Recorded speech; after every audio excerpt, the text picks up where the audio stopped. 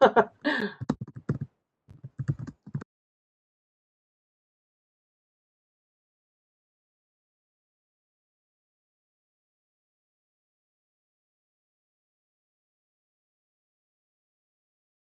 I'm gonna call this meeting to order at 4:01 p.m. This is a meeting of the Ways and Means Committee, May 4th, 2020. I'm Otis Wheeler, the chair. This meeting is being recorded.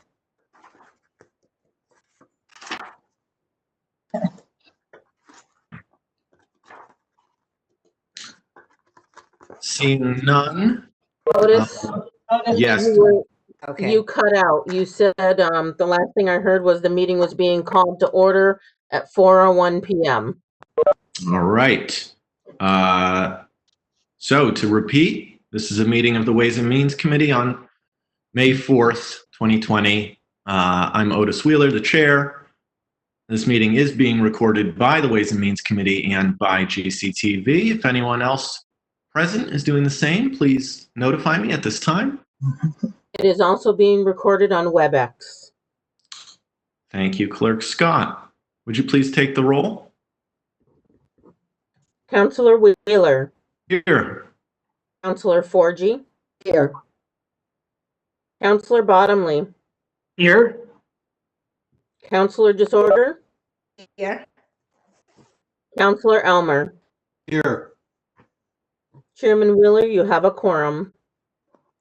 Thank you very much. Welcome, everyone.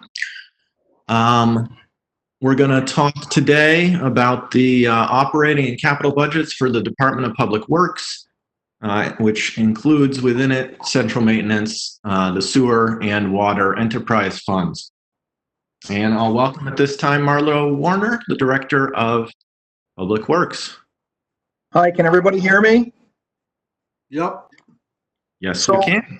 if it's okay, I'd like to give a quick opening on the current status of the department, the current budgets, and then I'll give a little narrative of the new budget. That'd be great. Currently, through the pandemic, we've gone through many changes in the department as we follow the guidance. And so most of you are aware, DPW, most of our functions are essential throughout this pandemic. So we've been running about 100% administratively and engineering throughout the whole process. Some folks working from home, social distancing here at the office. We're back to about 65% workforce. We've been on a rotating shift since the beginning of April. So we have been working all along. Spring came a little early in a sense, so we've been able to do some things. The only thing few things we're not going to respond to is non-emergency household calls and businesses at this point, but we're responding to all emergency calls and emergency work. We're in the process, the Deputy Director, I see he's here today. Him and I are putting a plan together. Nicer weather's here. We're moving forward to get back to close to 100% operationally due to the fact that we can social distance and don the proper PPE to do a lot of construction projects. Especially critical infrastructure. So that's basically the update on the department. Our current budget, the general budgets, I think we're going to come sliding into home plate just under the tag, meaning general budget, highway, the 8 divisions in the general budget on the DPW side and the central maintenance general budget. The sewer budget is going to be real tough. We're going to come in just under the tag also due to the sludge increase this year, which we all knew about. And to back up the bus to the general budget just a little bit, in this month's council, we have an order to transfer some funds to make up for the $60,000 shortfall in the trash disposal contract that came through after budget was set last year. So you'll see that this coming month. I was able to preserve some funds here and there. We knew it was coming, so you'll see that coming your way this coming month. Our water operating budget, I think we're in pretty good shape. The new budget, we had some fairly healthy increases in the general budget, but I completely tore the budget down and built it back up trying to find every penny I could in order to make up for the new recycling charges we're going to receive and the increase in the trash that wasn't in last year's budget. I think we did pretty well. We trimmed everywhere we thought we could. You'll see that some of the wage line items are down, and that's due basically to the fact of movement within the department, retirements, or other folks have moved on. So we've hired new employees at a lower rate. So we've been able to cut a little bit of the salaries from the higher paid staff. You'll see in my some of my other line items I've decreased, in particular engineering contracted services. If you recall, we had 18,000 plugged in last year for the emergency action plans for our 3 dams. That project is complete, so I was able to pull those funds back out of the budget. Most of our services and supplies I level funded last year. That's kind of why we're limping along this year. I had to increase a few of them, but nothing real exorbitant. That's basically a segue into the general budget. Water and sewer, just to hit sewer real quick.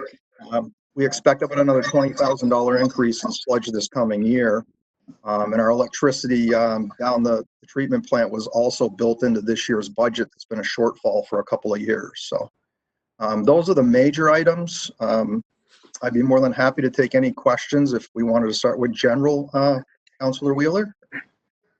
Yeah, thanks for the overview, Director. I think we will start with the general DPW, and that's on page 118 of your budget books. We'll start with the admin and engineering section, and I'll take any questions at this time. I'll start. So the main increase and is actually kind of, well, there's a decrease this year. Last year there was an increase in salary and wages, which I think was that from moving some positions around sort of within the department. I actually don't recall. The current budget was basically built upon the fact that we had to go 2 years for the retro pay with the union agreements. I think I recall. So we had to make up 2 years of retro and the steps that we're aware of. So that's why there was a healthy increase in last year's budget. That's right. Thanks for the reminder there. Any questions on this section, councilors? And we will there's a lot of sections in the DPW budget, so we may not have questions on all of them.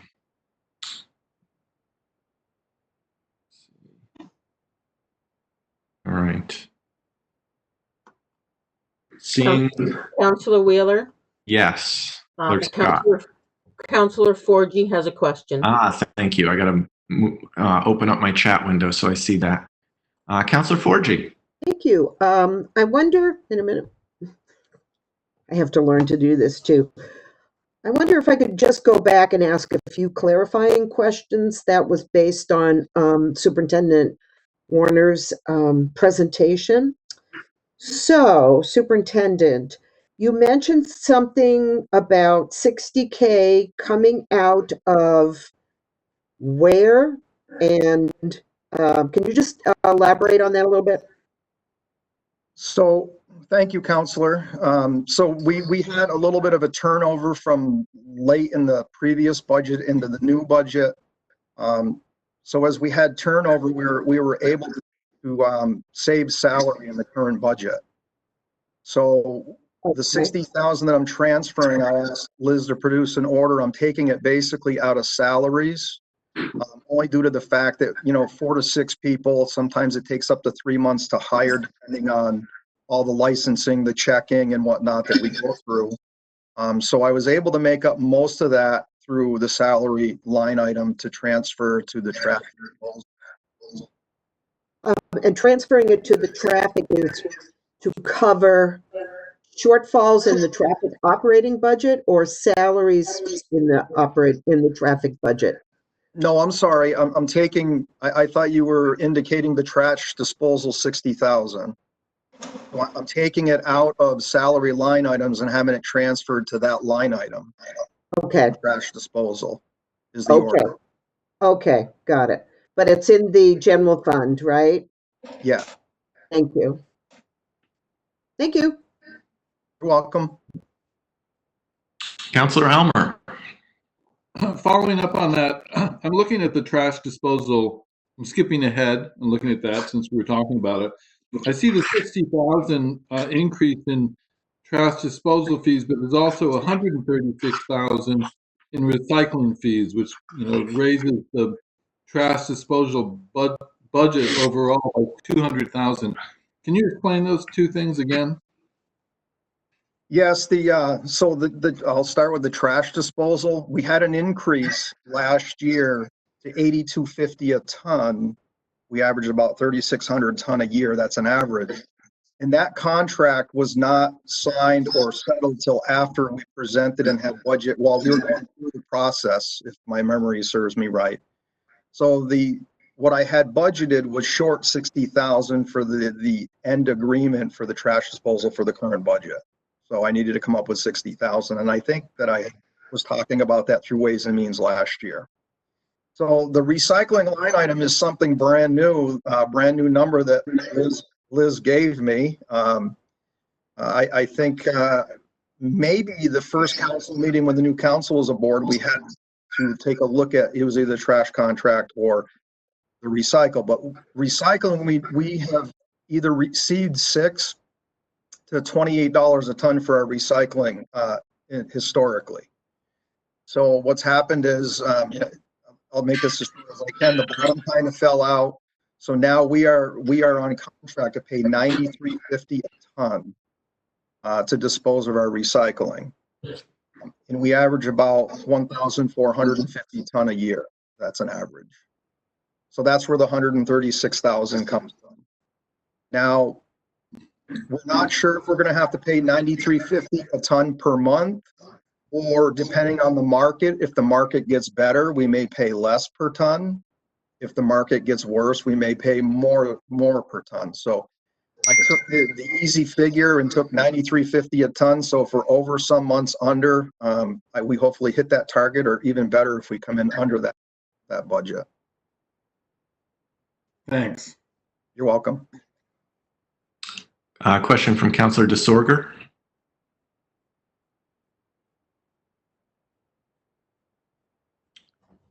So I had a question. I had a question about the trash disposal fees. I was well aware that you were going to be up because the costs are going up. But from 237 to 300,000, this is one of my questions that I wrote. We increased the price of the stickers for the trash, and then we increased the price of the to get into the transfer station. I don't know what, I can't think of the word you call that. The window detail. Yeah, I couldn't. Yeah, it just wasn't coming to me. So, you're not anticipating then that the increases that we're paying, that they're going to be enough to make up the $63,000 roughly. Maybe we should have gone a little higher on the stickers, huh? Or that would have been too much for the people. Actually, there's a good answer to that. Can you hear me? Yeah. Yes. So the answer to that is the newest contract. We just signed a three-year agreement in January, I believe. It actually came in $80 a ton, not $82.50 a ton for the trash. So we decreased $250 a ton. If revenue shakeouts are where I figured them, we should hit the mark. And I hope that answers your question, because we're paying a little less per ton than we thought we were going to when I crafted the budget. Director, if I may, I just want to clarify for everyone that the revenue side went up. The pay-as-you-throw revenue estimate, which I don't have it in front of me, but I believe it went up 150,000 based on the sticker and increase. So overall, you're kind of trying to hit the mark still. But because Yep. is that correct? The pay-as-you-throw fees go back into the general fund, so we don't look at them on the same page in the budget book, but roughly the idea is it pays for itself, correct? Correct. We're not an enterprise fund in the trash and recycling business, but the other piece of going up on fees, increase in recycling out, is that we haven't increased any fees since 2007, 2008, and obviously we know salaries and costs have gone up actually astronomically. So I did a comparison to 10 to 15 other towns on all the fees I raised, and I will say that we're still well below what most communities are. I know that probably doesn't make everyone feel better, but we needed to do what we could do to keep the business operating and maintaining the operations in-house. All right, thanks for that. Okay. We're gonna swing back. We'll get a second shot at trash if we have more questions. Gonna try to keep us on task as much as I can. There's a lot of numbers to deal with. So unless there's any more questions on admin and engineering on 118, we'll move on to the city yard. There's really just a couple slight increases here, one for drug testing. I'm gonna assume is that state mandated, so a change in requirements. Yeah, that's a federal mandate. They're now doubling the testing requirements for random. So we're Right. basically testing twice as much this coming year. It's a federal standard, federal regulation. Okay. Any further question on the city yard from anyone? No. If not, we will move on to the next page, which is the highway department, highway division. So it looks like we have a small increase in salary and wages here, decrease. Yeah.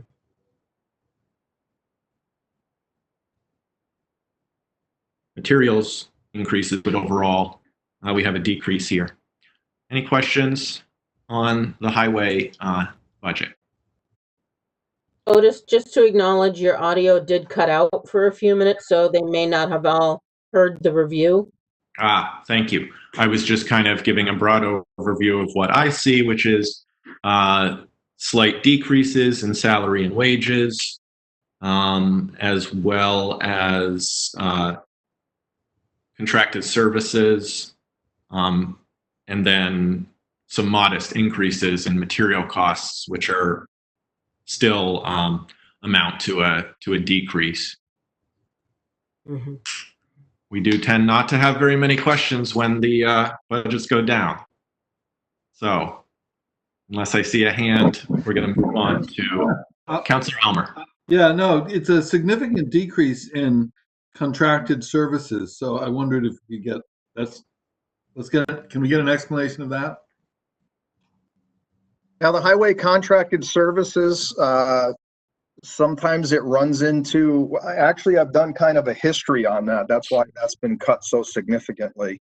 It's a budget line item that 3 or 4 years ago had about the same amount of money in it. And I wasn't seeing an increase in services there, but it basically covers things that we can't cover when it comes to highway potential, a certain repair in a road if we don't have the equipment and things of that nature. So that's kind of where I tried to make up some of my other budget monies on that line item by decreasing it. Okay. Unless there's any further questions there, we'll move on to the next section. Oh, we got one from Councilor DeSorger. Yes, I'm delighted that you had a significant decrease there in DPW Highway Division, permanent salary, wages, and full-time. Did you lose a position, or did one person retire, or somebody came in at a lower salary? So there was probably a 5-month period, Counselor, that I had an opening and we did not hire, so that saves some wages in the current budget. But to answer your question, we had a couple of employees that bid into other divisions within the department as others left. You know, you go through the bid process. Sometimes there's 8 or 9 people or folks moving from division to division. So where this all landed was 2 division employees at kind of at the bottom of the scale. So I was able to make up some salaries there. Thank you. It's about 15,000, I think, if I'm remembering right. Yes, yes, very good. Thank you. Okay, so we will move on to the next section, which is traffic. Any questions on the traffic section? Just a general question about traffic marking, contracted services. Does that tend to mean striping, or what exactly does that tend to refer to? So the contracted services is all your edge lines and center lines you see out there on your roads. But what's also included in that, now if we go back probably 6 or 7 years, we've added a lot of pedestrian type areas to the city, and that budget hasn't increased in that many years. So I had the engineering department do the math, you know, the footages on all our bicycle lanes, head lanes, and stuff of that nature, and we came up with a $7,000 increase because we need to hit those areas. They're definitely all safety related, so that's why there's an increase there. And I think you see that's why in certain budgets I decreased and others I added, and we pretty much, with the exception of trash and recycling, added land pretty close to level funded budget in the end. Yes, yes. And I would say it's a modest increase for what tends to have, as someone who bikes a lot, especially now, has big consequences for safety, really. And so I appreciate it. Any other questions on traffic? Okay, this is good. We're flying through because I'm sure once we get to capital, we'll spend all day on it. So I'm going to move on to the next page, 120, service division.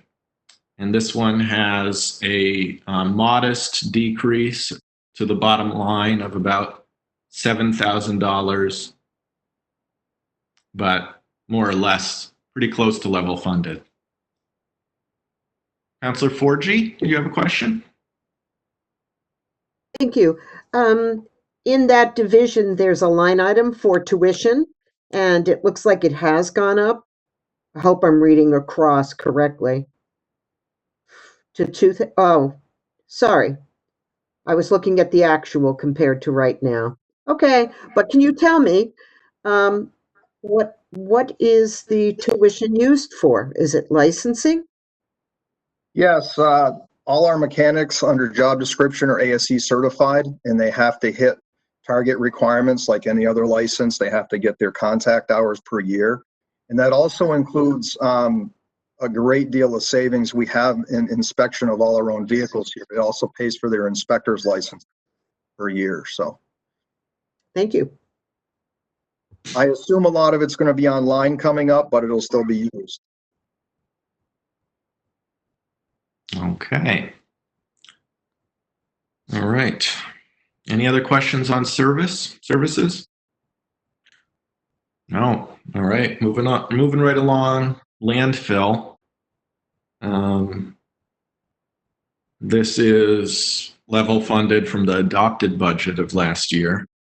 So, and this is contracted services is really the only line item there. Any questions from councilors? Seeing none. We'll move on to waste collection on the next page. Another almost exactly level funded budget. I don't have anything highlighted here. Does anyone have any questions on waste? Okay. We're going to move on to the transfer station. This is just a very modest decrease. Materials costs went down slightly. I know we returned some of the money to the transfer station last year. Has that worked out better this year, Director? Have we gotten the services that we want out of that? Yeah, so far it's going to be tight, but we're going to be fine. Good. All right. Any questions on transfer? Seeing none, turning the page to our parks.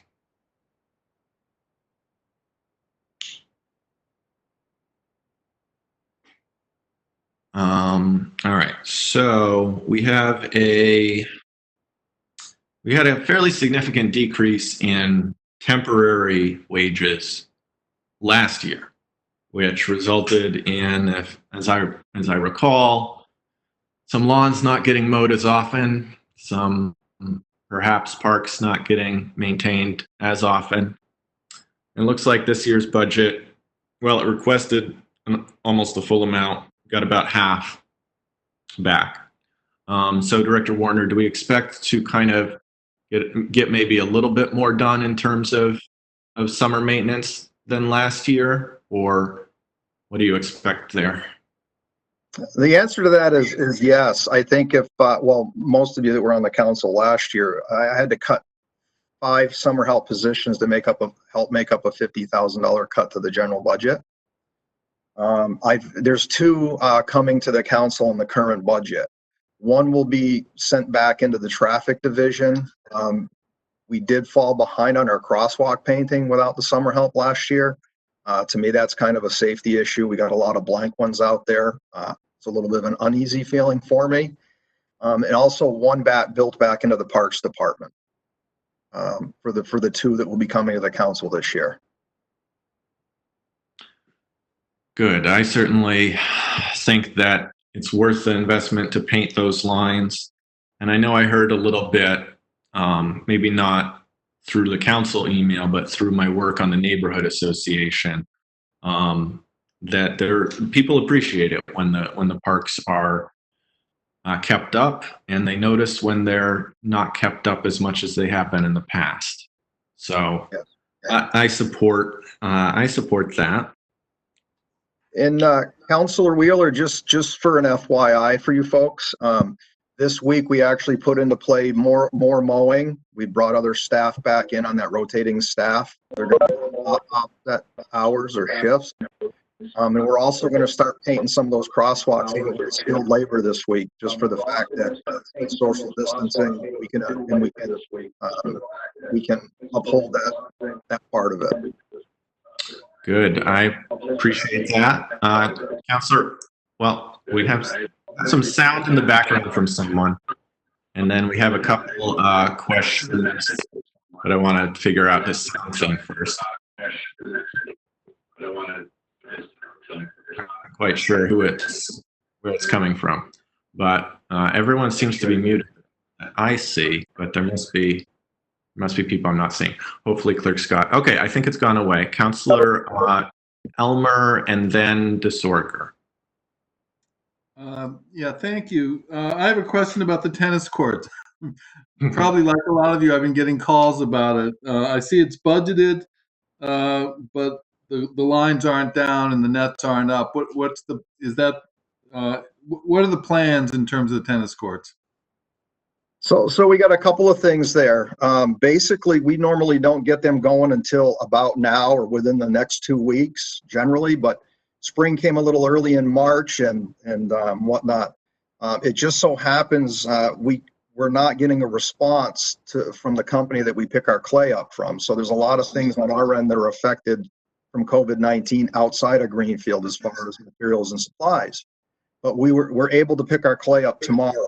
So we're gonna incorporate getting at least Beacon Field courts done first, because as we go through this pandemic and we need to follow the different guidance coming out, we're not sure where we're going to land on the tennis play, but we are prepared to prep those tennis courts. for the community. And then I know there's some of the work is done by volunteers, like pulling the nails out of the lines from last year. Is that going ahead? Yes, we'll bring that piece of it in after what we do is we prep the courts. We add clay, prep it, make sure they're nice and level. And then we lay the tapes down. Then volunteers push the nails in. And then in the fall, volunteers pull the nails and tapes up for us. Okay, good. But I'm still not clear whether we're going to be allowed to play tennis this year. But maybe you're not the right person to ask.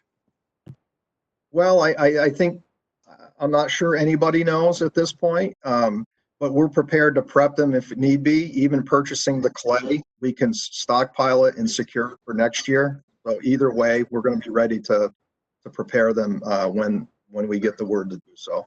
That's TBD, Bill. Okay. And Councilor DeSorger, did you still have a question?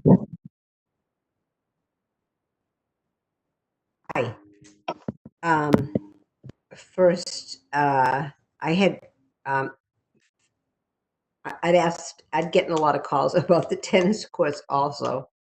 And FYI, I just asked the mayor about that. If they start opening the golf courses, could they do the courts too? But I don't know anything more than you do. But I have two questions. One, tree materials.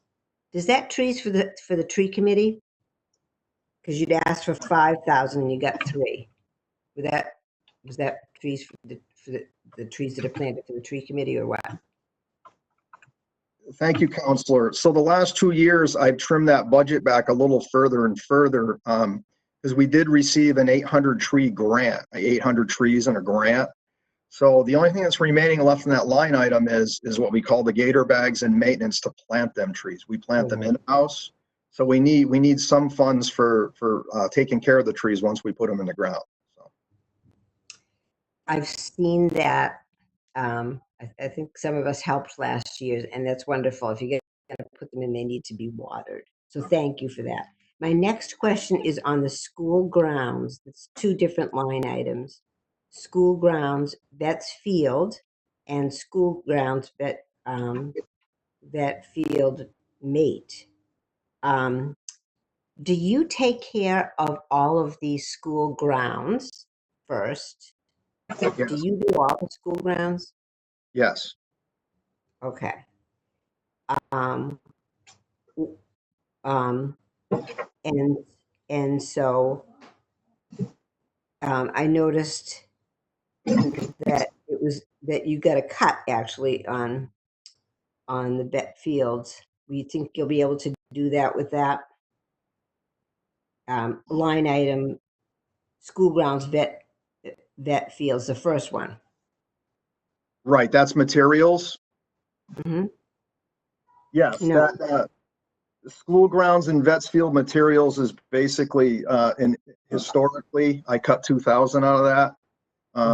We did a good push on wood chips and whatnot last year because there's playgrounds within the school grounds also. So we have to maintain a certain amount of wood chip in order to meet standard.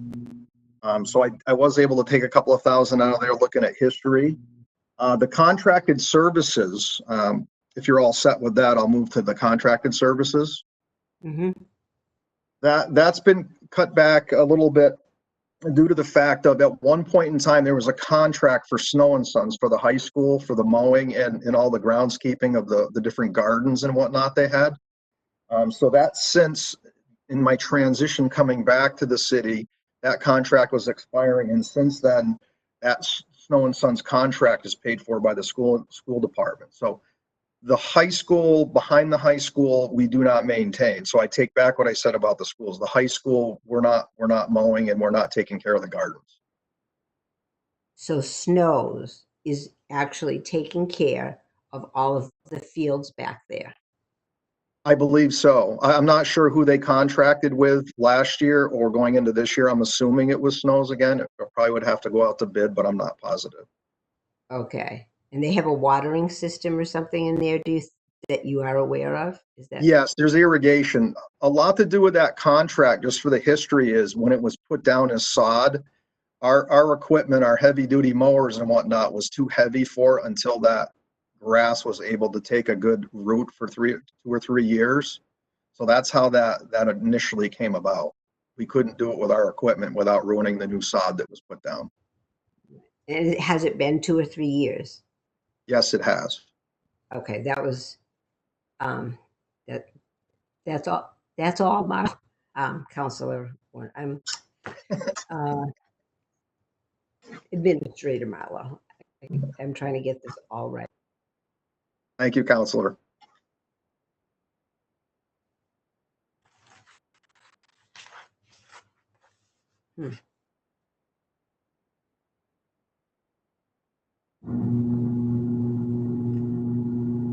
Otis, your microphone is off.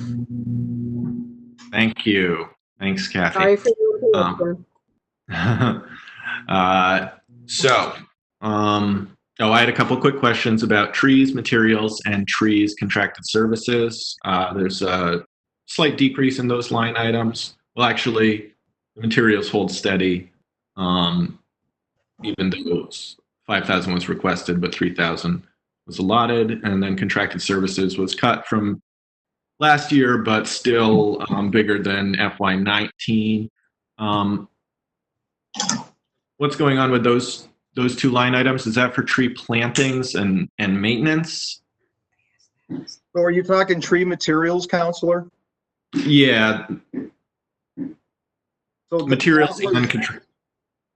Okay, the materials is, we received that grant for 800 trees. So we don't have much for trees in there to purchase. We have a little bit in there to purchase a couple of specialty trees that may have to be a little larger if we need them.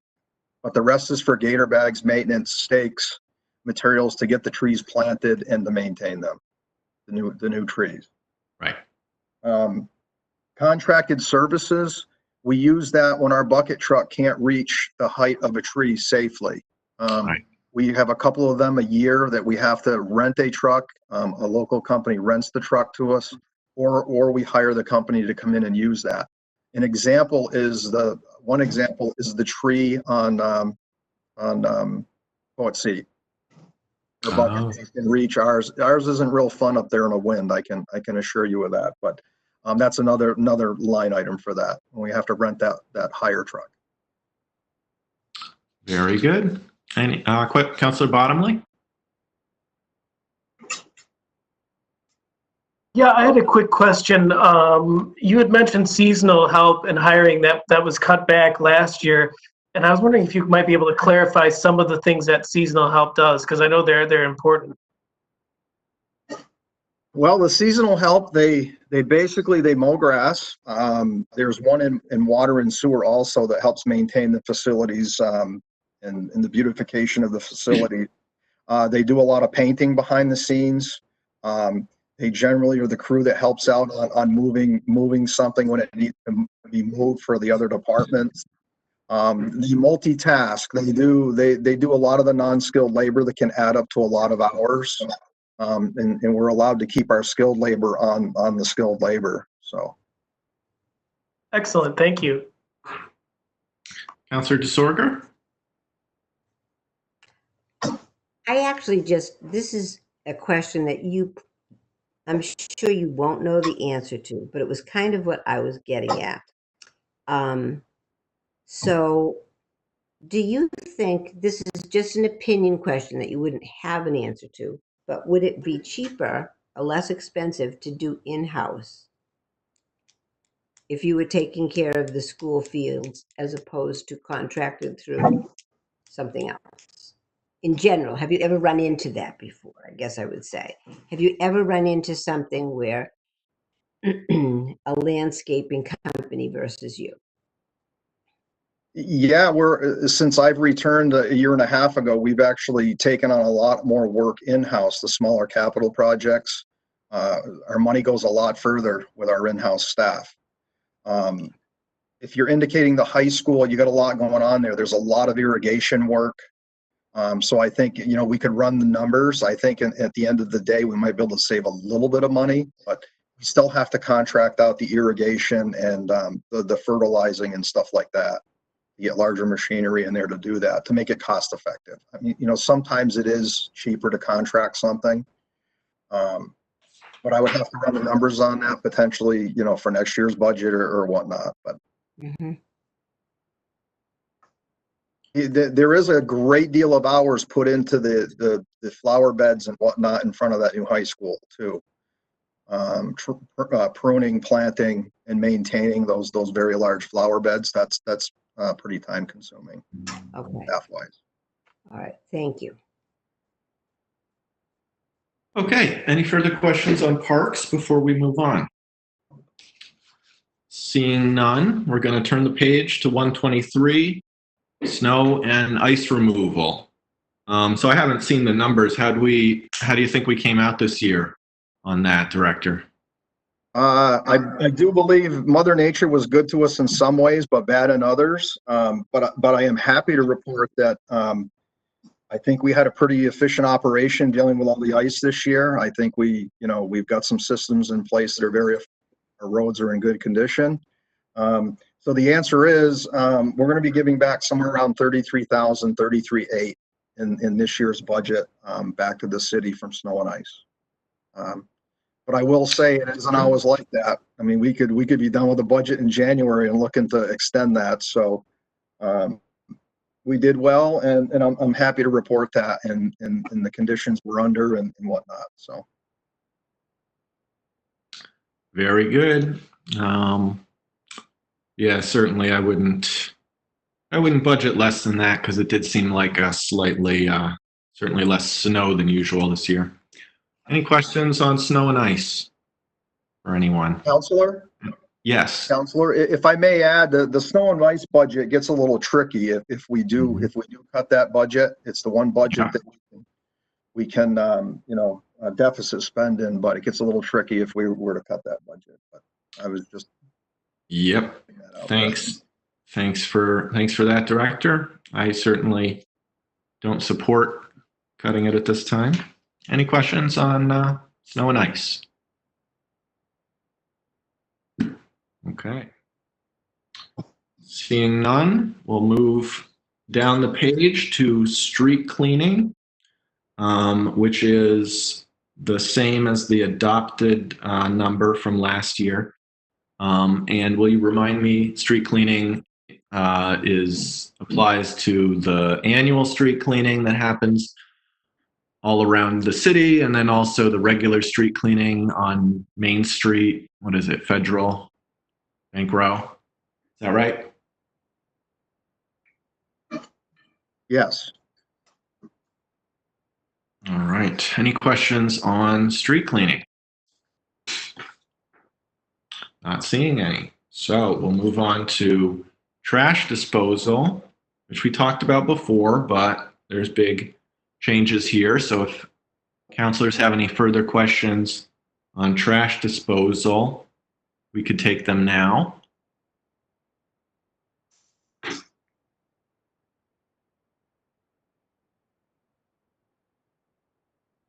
All right.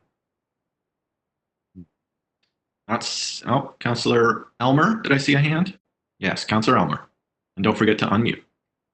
This is for you, Counselor Wheeler. Did I understand you to say that the increased fees are more than the 136,000 that the recycling fee has gone up? Yes, I don't have it in front of me, but I believe that the revenue amount budgeted went from 450 to 600,000.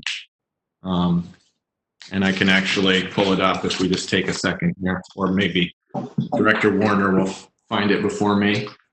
So I do have the answer to that. Go ahead. So the increase with the trash and the new recycling fee was, I believe, $197,000 for even numbers. So you'll see that I projected with the sticker sales, the trash sticker sales, entry stickers to the transfer station was somewhere near that number, right near that number to make up that $197,000 increase in the budget.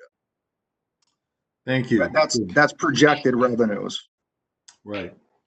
Thanks. Right. Yeah, and actually, I'm gonna refer everyone to this so that everybody knows what you're looking at. If you turn to page 32 of the budget book in the revenue summary, the charges for services, as far as I know, is either entirely or almost entirely the pay-as-you-throw fees. And you can see, and of course it's an estimate, but we certainly expect an increase on that.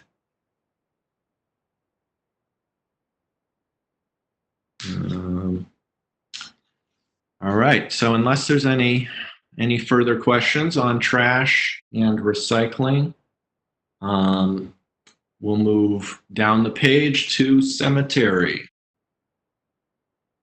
I know I'm taking advantage of our cemeteries more during the pandemic because they're a nice place to walk, where I don't have to cross the street or wear a mask every time I see another person. So I actually really appreciate all of our cemeteries, and considering the small amount that we expend on them, I'd say. Any questions on cemeteries from counselors? Seeing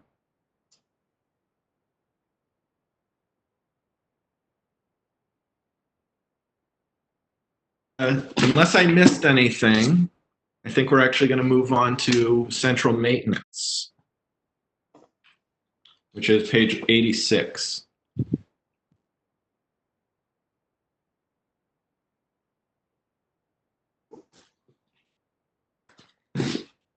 So for anyone who's new or doesn't recall central maintenance, we used to get to see Mr. George Vandalinder every year, but its central maintenance has now been moved under Director Warner and DPW, which I think makes a lot of sense. And their budget is actually slightly decreased from last year. Anything you want to say about central maintenance before we take questions, Director? Yeah, there's a few. Well, all set? Oh, go ahead. Yeah, so the central maintenance budget, it came in a little lower than the current budget, but a lot of things got shifted around. I'll do my best to explain that. There was a lot of services such as what we call the Siemens and a few other electronic, I guess, in the cloud fixtures that's on the heating systems and whatnot throughout the city buildings. A lot of them were all under one account number in the past, and George, who prepared the budget, explained to me that he moved it into some of those into the individual buildings, separated them out so we have a better idea what's being spent on each building, which I thought was a good idea. I think there's only one item in the budget that there was a pretty significant increase, and it's to replace a bucket truck. I forget what line number it is. It was an increase of $20,000. It's replacing a 1997 Ford bucket truck that doesn't have an insulated boom on it for the electricians. I think you'll find that was added in. Other than that, I don't believe anything else really had a significant increase.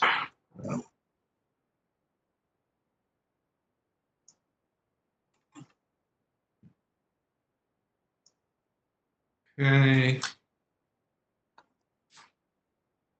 Any questions on central maintenance?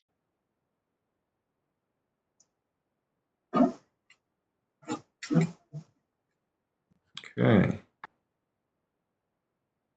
Okay. Let's see. Oh, all right. Sorry, I had the wrong. I was missing one of the pages, so I just gotta take another look here.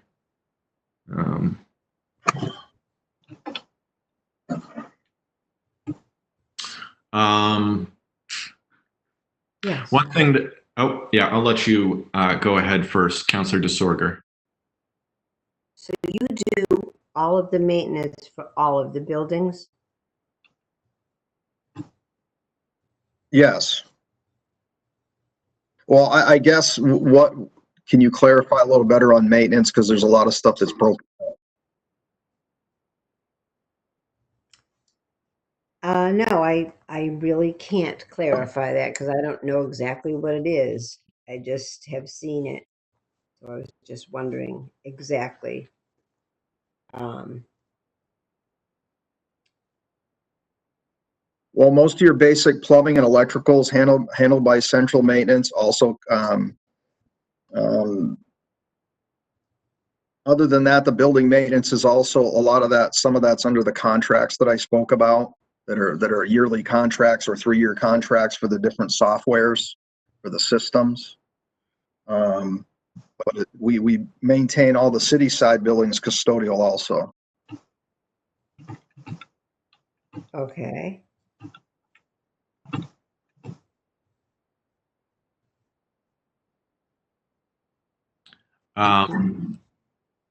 If you have any further questions, Counselor DeSorger, let me know. But I'm going to ask one. One of the intractable problems that we as counselors get questions about are around traffic signals. And I'm sure a lot of those go to you, Director. A lot of them probably go to the police chief. Everyone loves a traffic signal question. But do you think the traffic signal line items are adequately funded in general? Yeah, I think you'll see a small increase in the traffic signals contracted services. And part of those monies is going to go towards the company that comes in and does the repairs, the emergency fixes, to do a little bit of a study on on the operational pieces of that equipment and see if they're performing properly. Because yes, we receive many complaints for the traffic signals. Okay, good, very good. Any other, Councilor Elmer? Well, 2 questions. One, I don't see the bucket truck here. That might be an easy answer. The other is, I guess this is the place to ask whether anything can be done about the slow traffic light on Main Street. I'm sure you've been asked about this. There must be a million ideas, but one of them would be to make it a blinking red light after a certain time of night. There's so many times when you pull up and you're just waiting for the light to change and there's no other traffic. Anyway, this might not be the right time to ask, but you're the guy to ask. So, well, being that we got that in the budget to take a look at that software that we have in particular the 8 intersections, I can add that to the list to make sure when they go through the software hardware and see if that's even doable with the equipment. And then we can take a look at that. I can make that part of that process. Added it to my notes. Well, I appreciate that. Thanks. Thanks, Councilor Elmer. That was exactly the traffic light that I was thinking of, even though I have never seen it, but I've heard it so many times. It must happen at a certain time of day, coming from a certain direction. Yeah, the bucket truck, my memory of that was that it was a capital request that had not been funded, and I knew that it was a need and has been a need. I saw that another lease was paid off. I was going to actually ask if the bucket truck should be put in as a lease. But yeah, I'm not seeing that line item either. Yeah, I'm taking a quick peek. I'm pretty sure I saw it the other day. There's a lot of accounts. There sure are.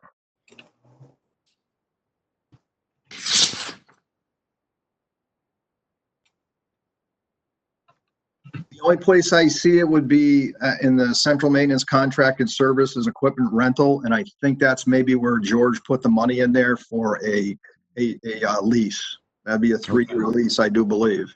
Yep. If my Okay. memory serves me right, that's where the bucket truck is. Okay. That's good. All right. Any further questions on central maintenance? Seeing none. Oh, one from Councillor DeSorger and then Councillor Forge. Okay, I'm looking between different department budgets. And so I'm just flipping the pages. You order all the supplies do you order all the supplies for all of the buildings, the cleaning supplies, etc.? Yes, Or, yes, George takes care of that. okay, so. All right.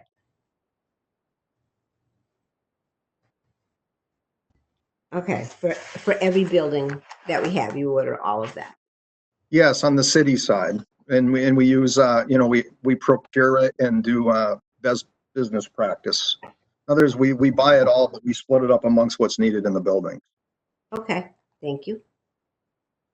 All right. And Councillor Forgy, do you have a question? Yeah, my ignorance is showing, but at the top of page 86, it says, assigned fiscal responsibility for the JZCC by previous mayor. What does that mean? That's the John Zahn Community Center. And when okay, so fiscal responsibility means? I will allow you to try to answer that, Director Warner. I'm trying to find where you're reading that, Counselor. Page 86, right at the top. It's the first bullet.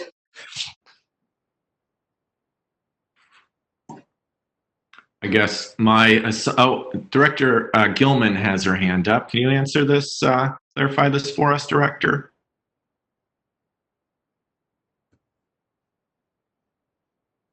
Oh, I think your microphone might still be muted.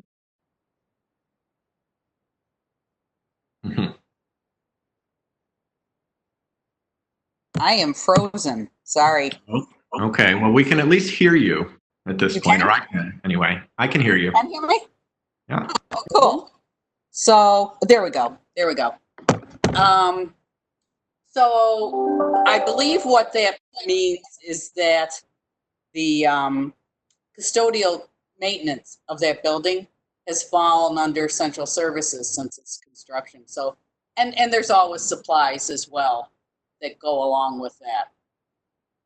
So the cleaning of the building, as well as the supplies that go along with the building, has fallen under central maintenance. Thank you. Thank you, Director Gilman. And I appreciate that because I know for a little while that was sort of in limbo as to whose responsibility it was, especially as more groups meet at the John Zahn. Councillor DeSorger. Just another conjecture. Just asking. So I don't know this is my first year also, but we're responsible for the whole budget. And so I'm delighted with what you're doing. And if another department was putting in that they needed cleaning supplies, could you or maintenance supplies, could you conjecture what that might be?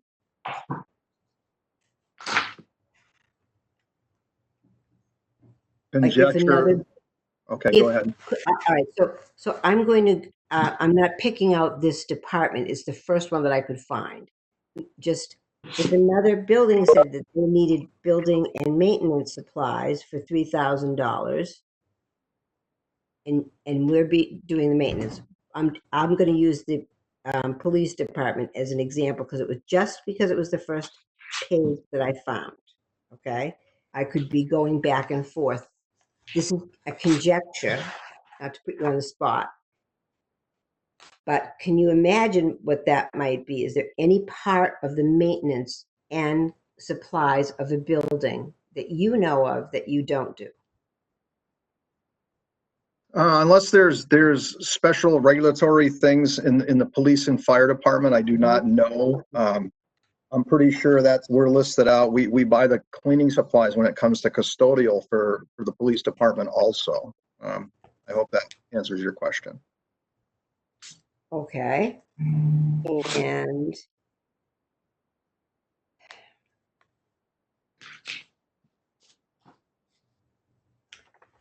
I guess that's it. Okay, so unless there's any further questions on central maintenance, we'll move to the sewer enterprise fund on page 154.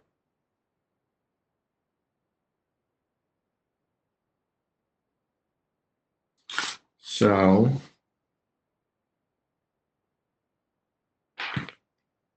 the sewer, as I see it, there's a lot of line items, but as I see it, the big increase comes from sludge disposal, which we've talked about, certainly, and then also some increased retirement. We are, it looks like, getting towards the point where you're starting to plan the anaerobic digester, which will hopefully impact the disposal fees. Is that correct? Yes. Great. Do we have questions from counselors on the sewer enterprise fund?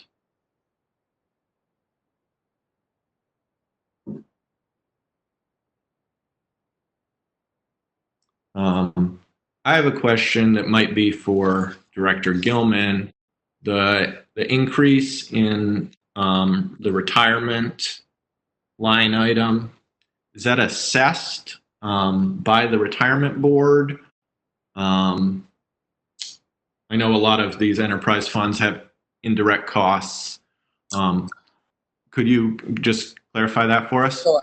Well, as you know, retirement overall went up significant in 21's budget, and that's just the funding schedule. And right now, it's not done separately. I've asked the retirement board to do it separately. So what I do is prorate the retirement eligible salaries. So I come up with a calculation, but really the increase is what we experienced in the general fund. You know, there's a significant increase in the retirement assessment. Mm-hmm. Okay, makes sense. Thank you. Yep. Councilor DeSorger.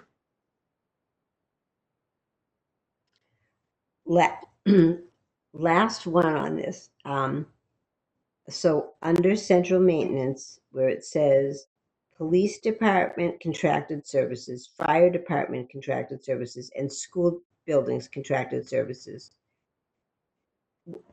What exactly could you just explain that? Yes, we have an example. There's different permitting that's required through the state on different things in the facilities. Elevators come to mind.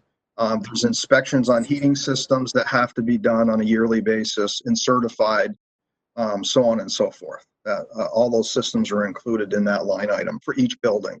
Like I said, they were once under one big line item, but now they're broken out per building of what we perform for central maintenance and maintenance in those buildings. Wow. Director Gilman, did you have something to add? I think it's really great that it's broken out because I have to break apart school costs specifically for the Department of Education. So it does help. I do see the Siemens contract is in there, as well as like maintenance contracts on generators. So Yeah. It's that type of thing. Yeah. Also, HVAC and boiler maintenance comes out of that.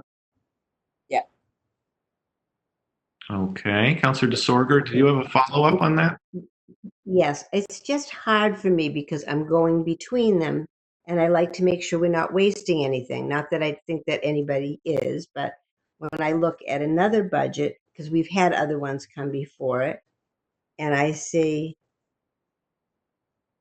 that a maintenance and contracted services to a building is 65,000.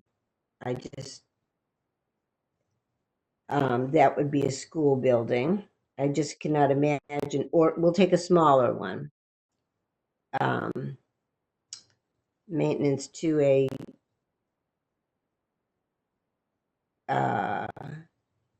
like 12,000 for the Newton School. So not that you would know that, but it's maintenance of the buildings and contracted services. Do you find that you overlap any?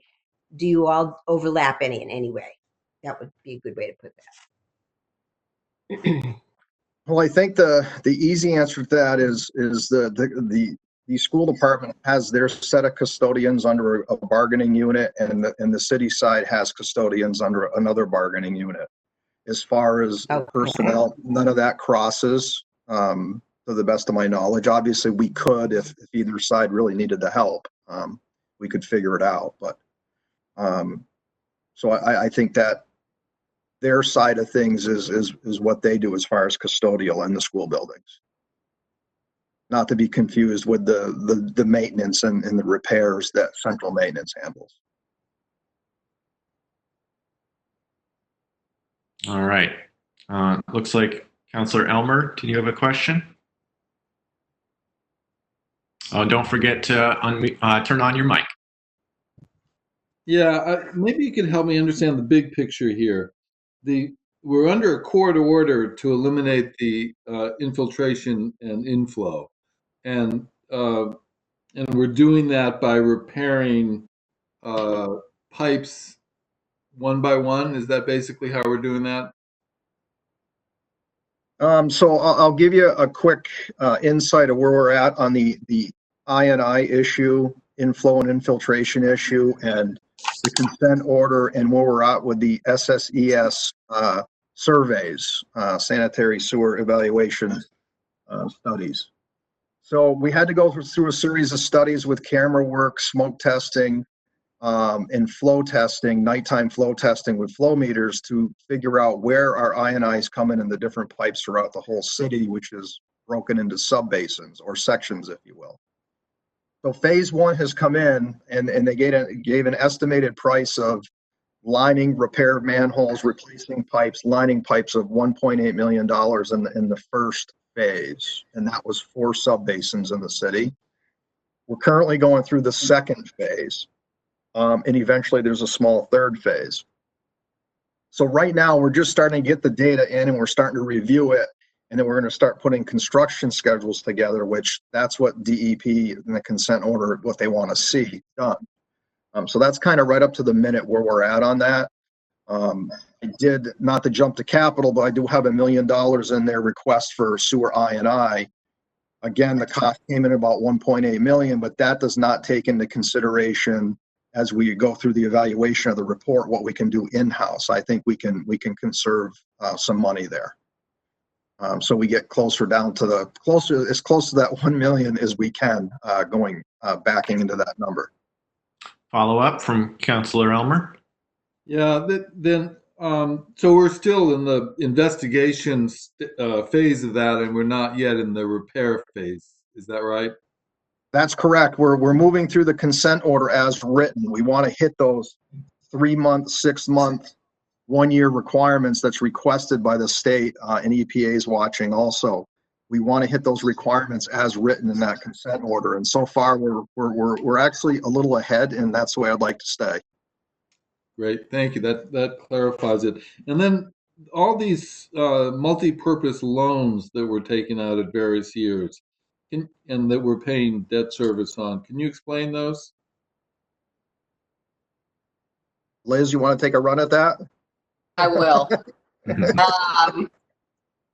So each year we go through the capital improvement program, and so many things are authorized each year. About every 2 years, we bond for all those things, and therefore comes the debt service. So that's sewer's piece of all the capital projects for those particular years. So as you go forward, it is how we fund it. And you'll see a capital order for $1 million for sewer that we'll get into at some point this evening. That is part of the rate increase I'm asking for, because bond counsel wants to know how you're paying for it. And I will say, well, we increased the rates 20 cents to pay this debt service. But that's where the debt comes from. It's all the capital projects that get improved. And apparently every once in a while, an emergency comes up where you may need something done that would be sewer related. May not have gone through quite the capital process, but the majority of what I see there is all the capital projects.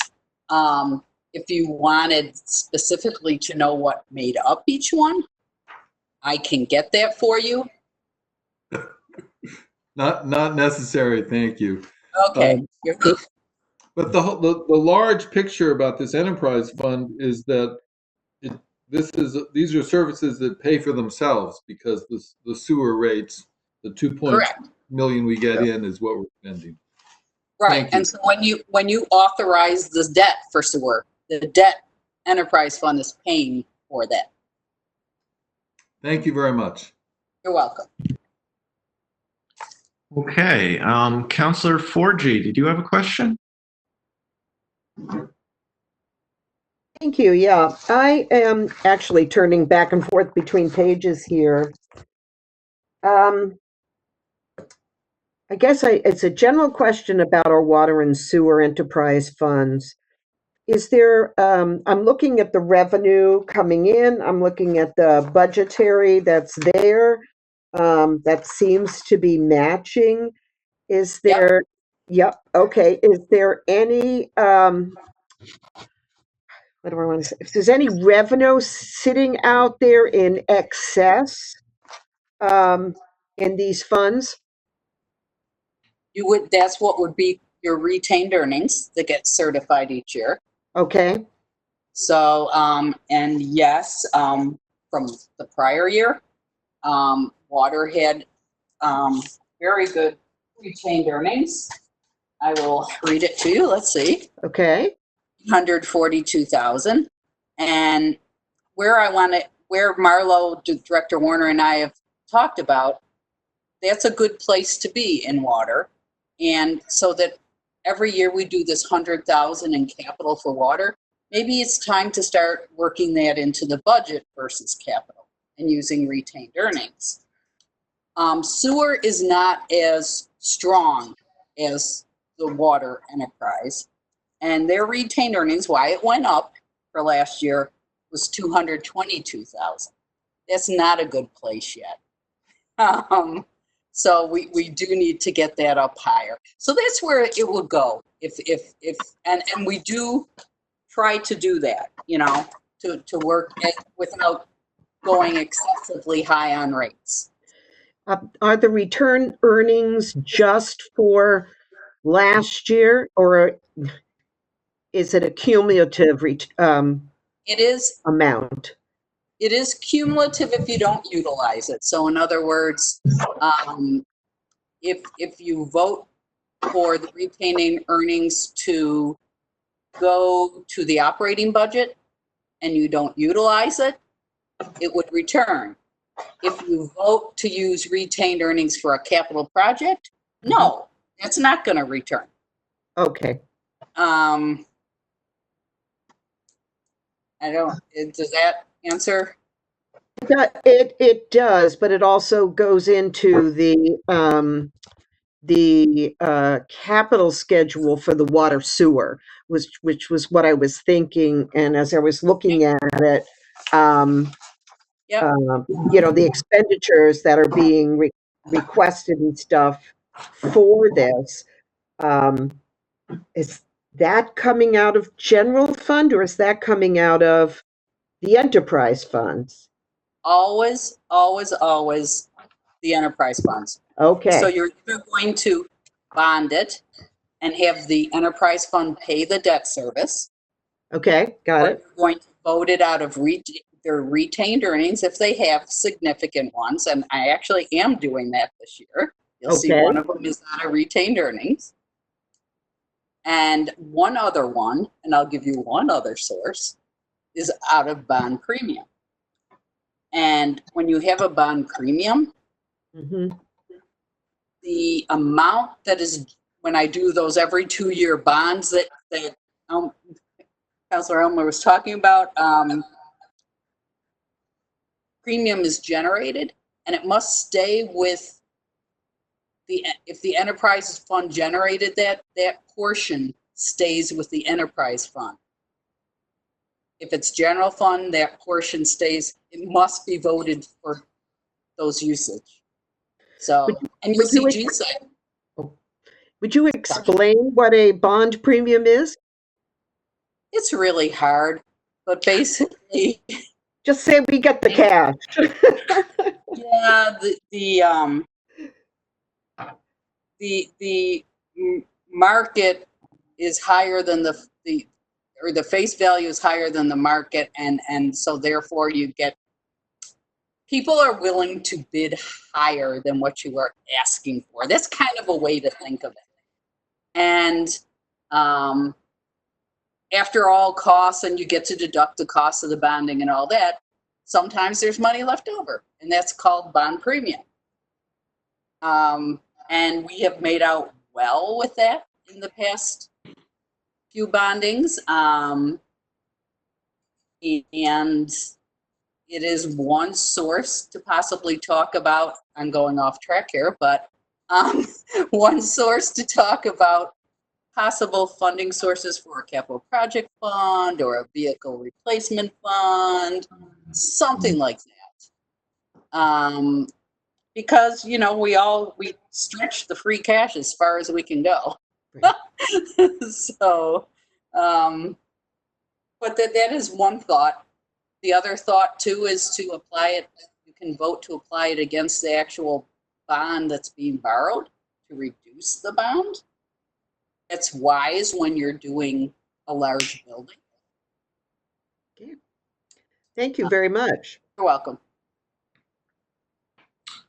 Yeah, thanks for that. All right, any further questions on the sewer enterprise fund before we move over?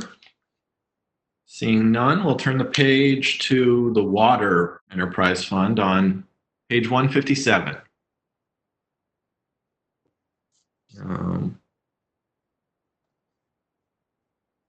So a couple line items that I've highlighted here.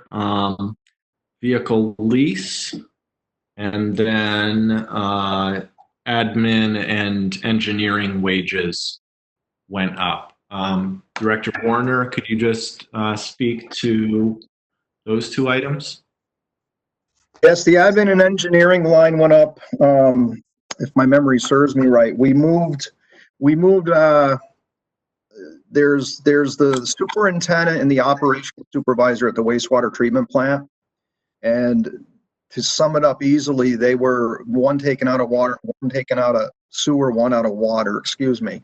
So what we did was, I believe they're 50% both water and wastewater. So we kind of did the switch thing so that 50-50, they're both coming out of water and sewer. So that's why you'll see in both the items, water and sewer is a little different.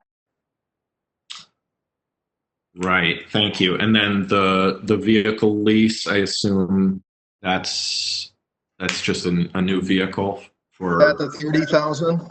Yeah. Yeah, that's the third year of a 3-year lease on 3 pickups that were authorized before my time, before I came back. This will be the last year on that. The first year was taken out of general, second year taken out of sewer, and now this third year is water, and then we own them. So this will be the last year on that 30. Great, thanks. Questions on the water enterprise fund?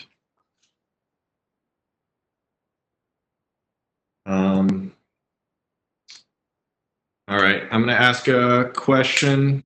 Director, feel free to punt on this one. All right.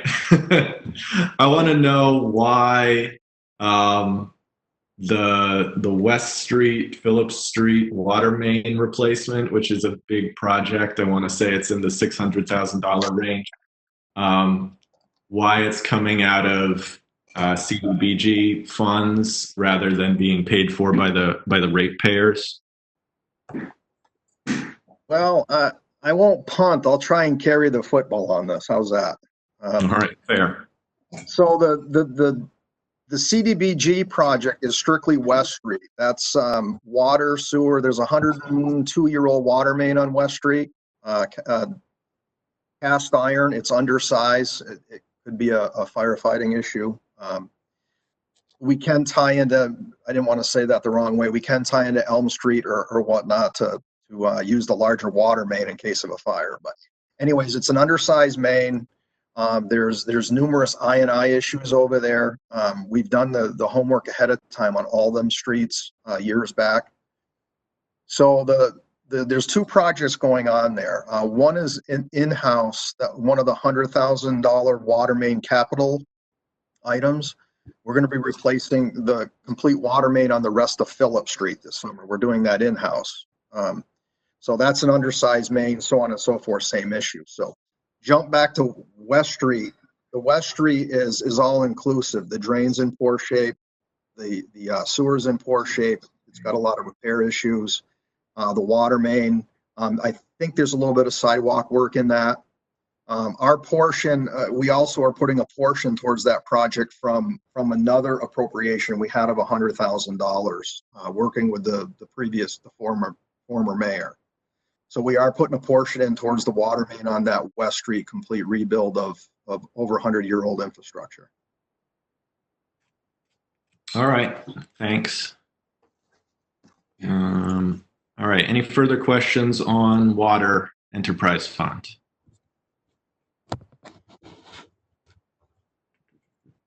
All right. Seeing none, we may actually be able to move on to capital projects. Counselor Wheeler, Yes. Clerk would Scott. you like me to share the capital budget pages as I did last when this discussion with the schools? Yes, please. Okay, I'll get that up there in just a minute. Are you going to start with DPW or central maintenance? I was going to start with DPW. Beautiful.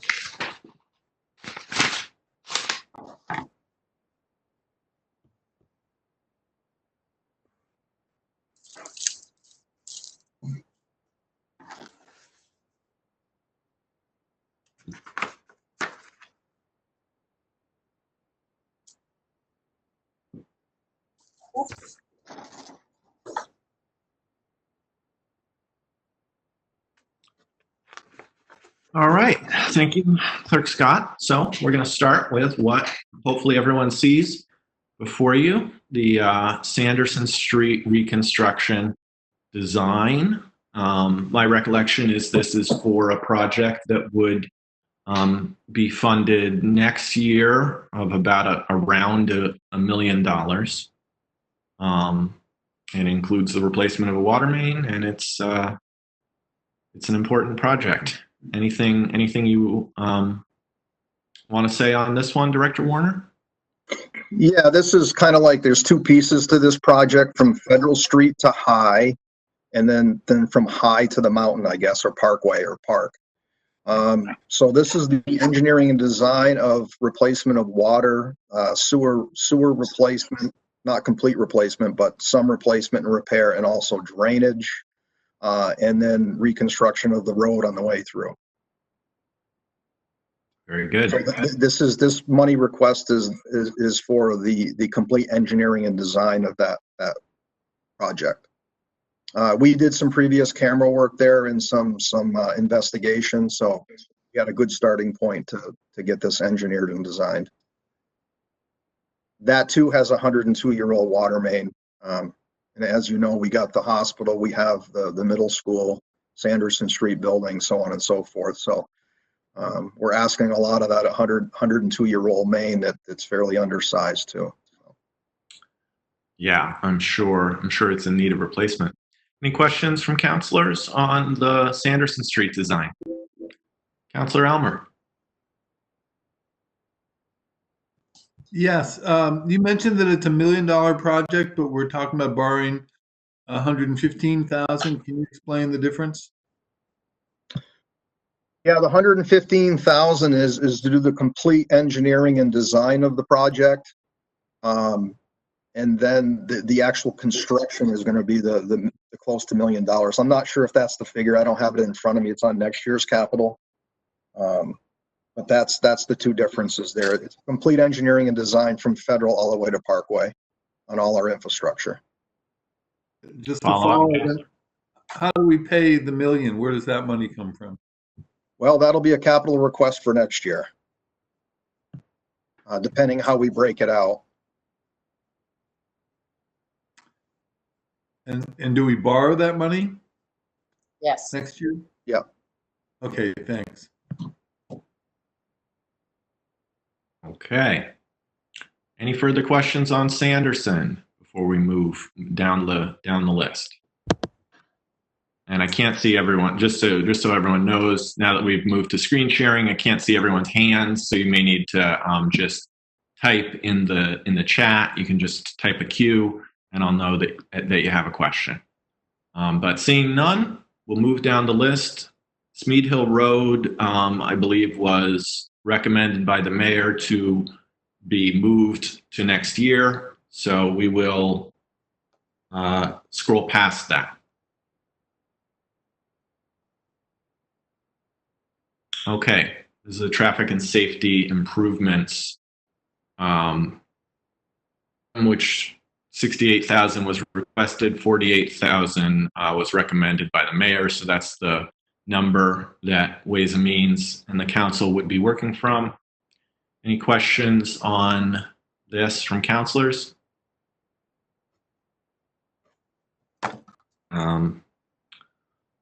I have a few questions. First of all, Director, could you explain the difference for us between the mobile radar feedback signs that we're talking about for this line item and the speed trailers that the police department actually has a capital request in for a speed trailer, which I know that also can offer messages. Is that kind of the big difference? Yeah, these they're mobile too, and what they mean by mobile is that you can actually attach them to another street sign post or another one of the city sign posts in the tree belt or whatnot. They're pretty mobile. We can move them fairly quickly. So I think I had mentioned during the chief. I was asked during the chief's budget report. We kind of talked about this early on, and we do get a lot of complaints for speeding. And so I put 2 of these into this project, hoping that we could work together with the police department. He can use this as a message board and a warning board if he'd like. But we also could move these around to let people know that they're going too fast when they're approaching them. I will add, we're at 48,000. I have to decide in this project where I'm going to find the 20. And I haven't really arrived at that yet. So that's kind of where we're at on that. Very good. I like to hear that you could potentially be working with the police department on that. As far as the flashing beacons, I'm assuming these would be similar to what was installed at the corner of Bank Row and Olive Street.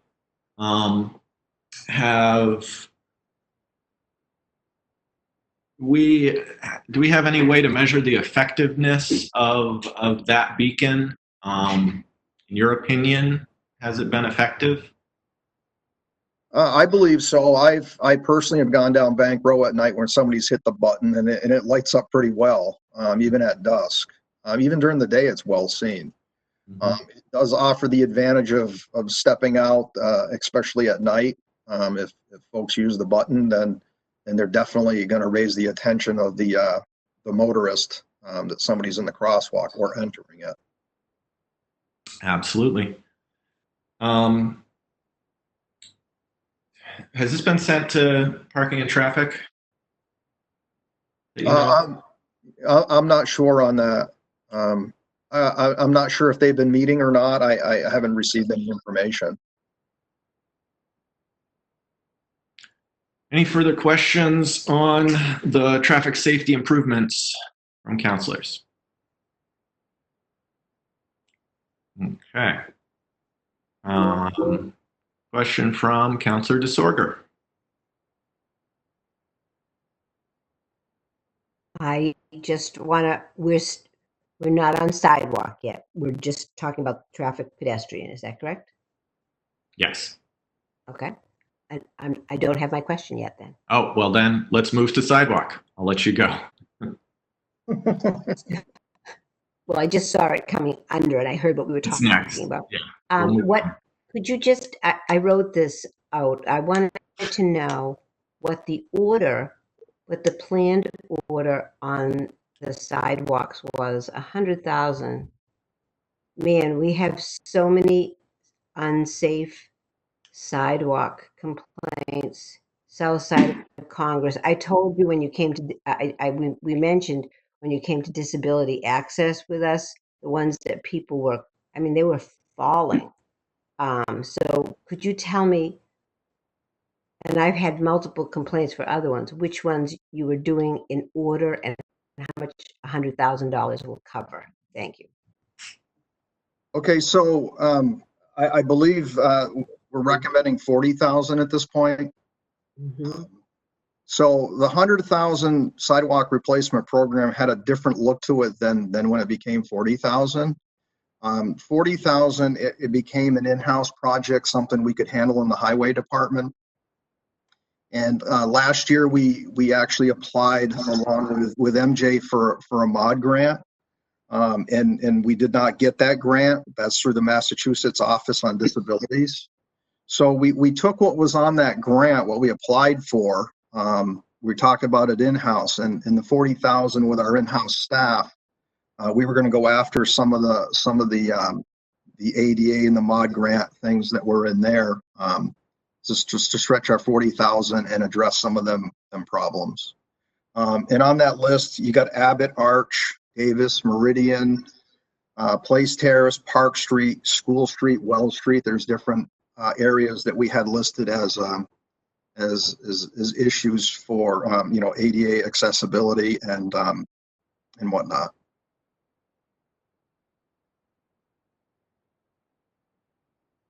I'm writing them down. Can you say that one more time? Abbott, No, yeah, Arch, just writing the street.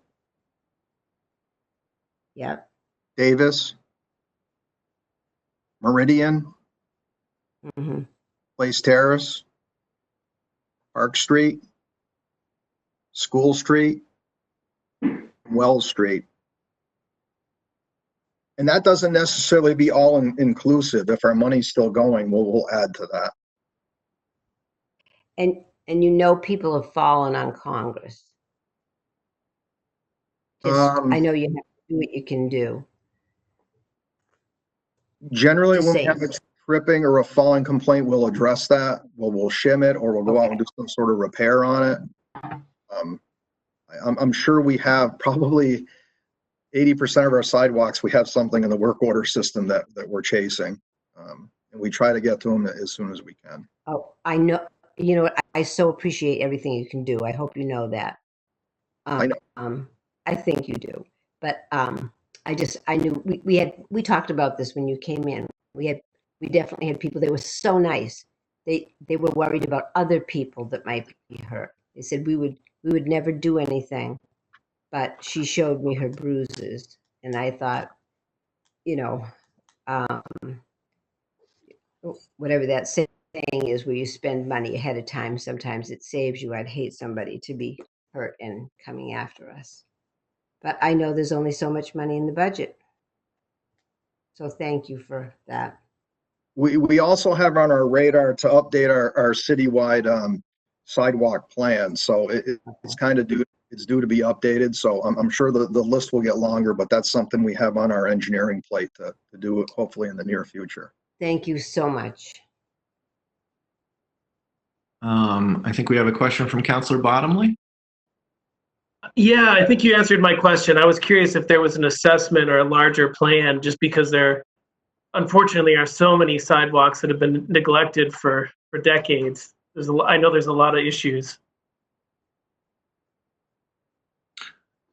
Yeah, and I'll just speak to this, just to echo what you just said, Councillor Bottomley. I think, disappointed by the reduction in the sidewalk replacement program.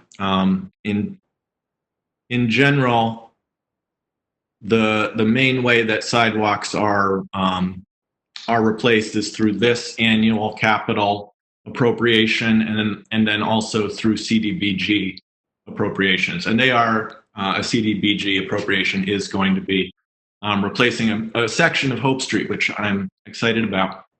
But I do think it's worth thinking about from the council side, but more so from the executive side, about the fact that $698,000 is appropriated to fix the roads this year, and $40,000 is appropriated to fix the sidewalks.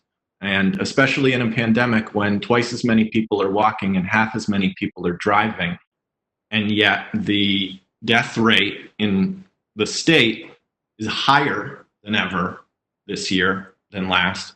I think we need to think as a city about whether prioritizing this much money towards streets over sidewalks, which I think in this pandemic are not wide enough. It's just a conversation that I think needs to continue. But that said, unless there's any further questions on sidewalks, we will move down the page to guardrail replacement. And this one, we normally try to commit $30,000 a year. It doesn't always happen, and then it gives us some catch-up work. So this year, 15,000 is what's being proposed. And by my calculations here, based on the funding formula that you give us, Director, it looks like we might be looking at doing maybe in the realm of 750 feet of guardrail. Is that your estimate? Yeah, we're expecting it to be about, the bids haven't come out through the FERCog yet on guardrail installation, but I'm guessing it's going to be between $28 and $30 a foot this year. So that kind of lands us between, well, somewhere from 550 to 650. I mean, they're just rough numbers right now, footage wise. Mm-hmm. We do have a couple of small areas, at least one or two that need replacement that we can use the 15. But believe it or not, out there on the highway, 500 feet goes fast. So, yeah. So just follow up to that. You probably don't know yet where you would plug that in, but you would assume it would be one of the streets that you mentioned in the either Leiden Road, Silver Street, Plain Road, or Arbor Drive. Yeah, I'm thinking in the Arbor Drive in the west end of Silver Street is where this money's going to fit. I mean, it's all the guardrail we have on the list is about in the same condition or deteriorating. But we have some concrete bollard type posts down the end of Silver Street that are deteriorating. They're not a real good protector either, and that sidewalk's about 4 feet below the roadway there. So that's one spot we're kind of targeting.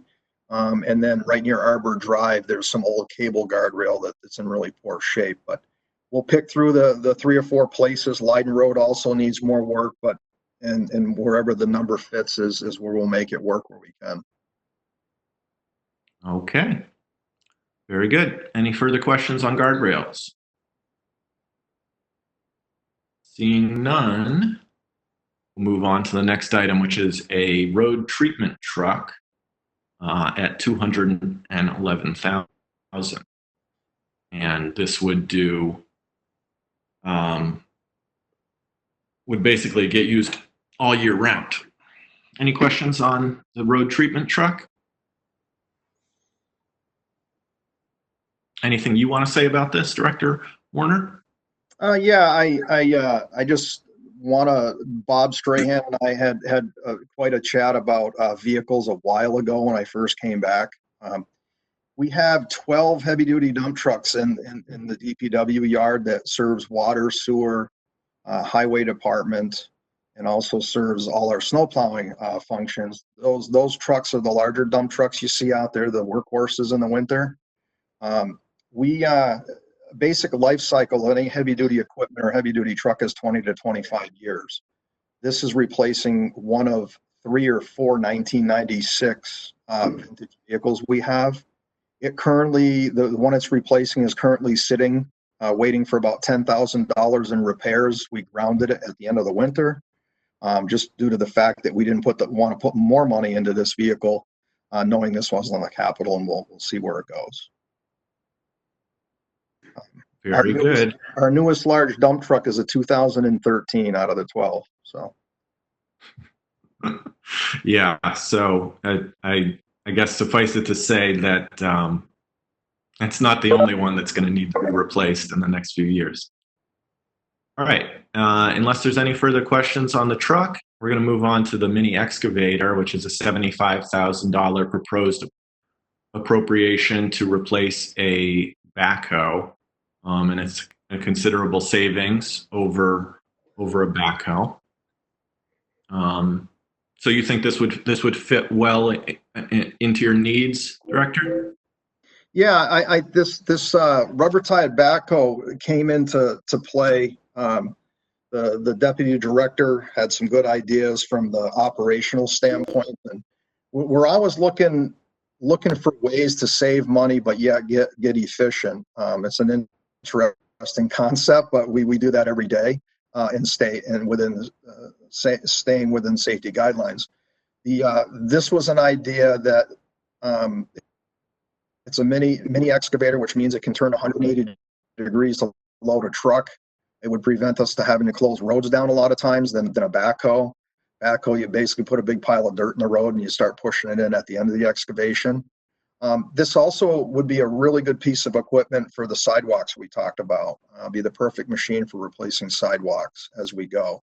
But it can do many things. It can work in water, sewer, so on and so forth. And the savings is a little bit less than half of a brand new backhoe right now. It would be replacing a 1996 John Deere with 12,202 hours on it. But I will tell you that it's probably working on its 3rd floor. All the pistons have been rebuilt in it. The drivetrain is still a 1996, and it's also getting due to have all the pins replaced again. It's looking at another, $10,000 to $15,000 in improvement. But we still have a drivetrain that's a 1996 drivetrain. So our thinking here was we can improve our operations and efficiency and save a little money to replace that piece of equipment. Very good. I think Councilor DeSorger, did you have a question? Yes, I did. This was the one, it was the one item that you had that was a 2. Everything else was a 1. You needed it like it was between 1 and 5. Mm-hmm. All of your other capitals were a 1. So I actually put that in the questions. Not that I'm not on the capital committee, and I'm sure there's a lot of heads that are, work together better than mine.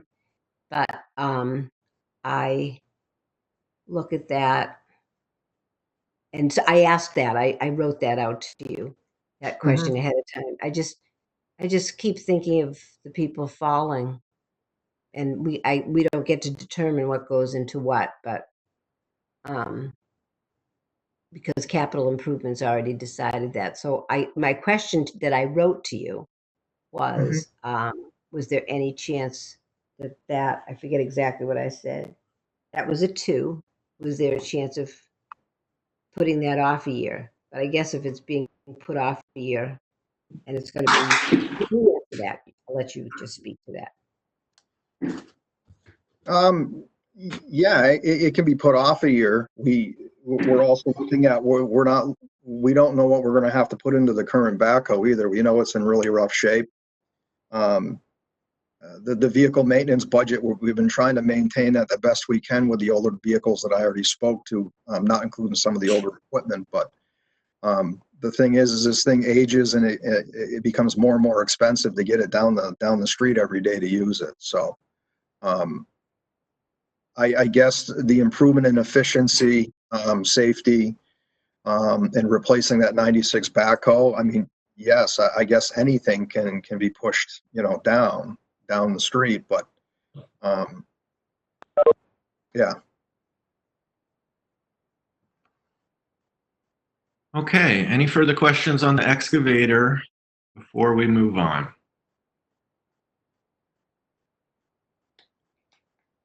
All right, seeing none, move down the list to the Fisk Avenue parking lot retaining wall replacement. And this is a $44,000 appropriation or potential borrowing. So Director, it says that this would be phase 1 of the Fisk Avenue parking lot upgrade. Could you talk about what the later phases would be?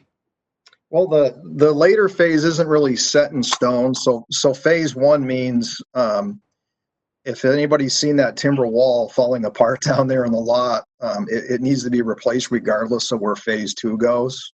So we need to address the stairs and that timber retaining wall. There has been some discussion on the phase 2 part of it of, changing the way we park on Miles Street and turning that into green space and so on and so forth. There's a couple of designs out there. I think Conway School of Design has a nice one out there, but I mean, that's for further discussion, what it looks like after. I just need to find out if that wall is going the identical same place, if we're moving it all so we can adjust what's existing there. But phase 2 still needs a lot of discussion and vision put into it. Okay, follow-up question. So your understanding is that the retaining wall would not be affected by a reconfiguration of the parking, that in general the retaining wall is not apt to need to be moved in any way?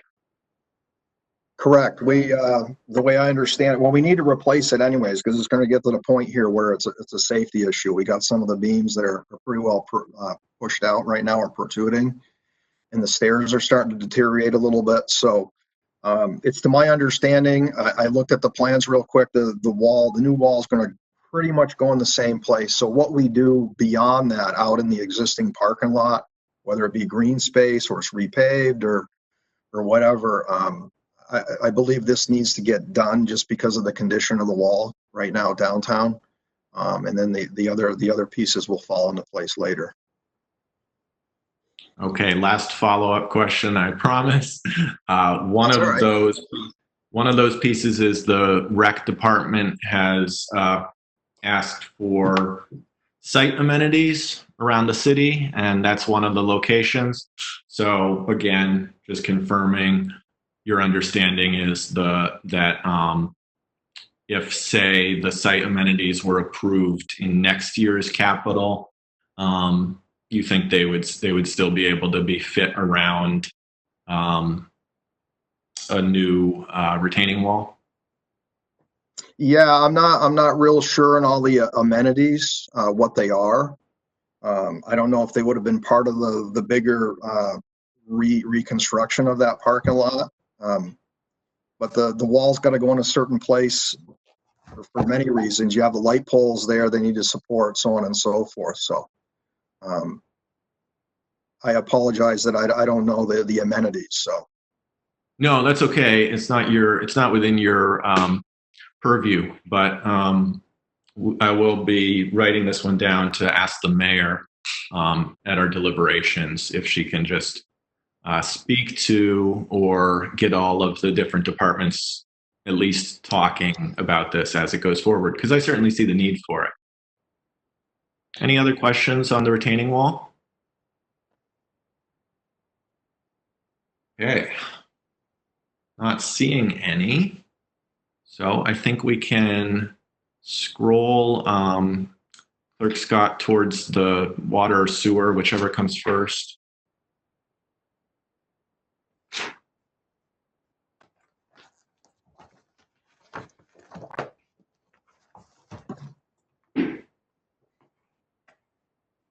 Okay, so sewer.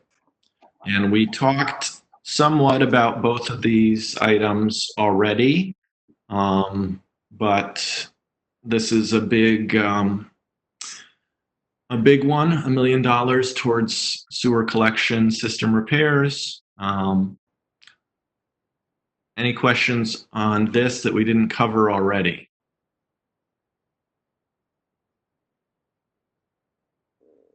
Oh, and then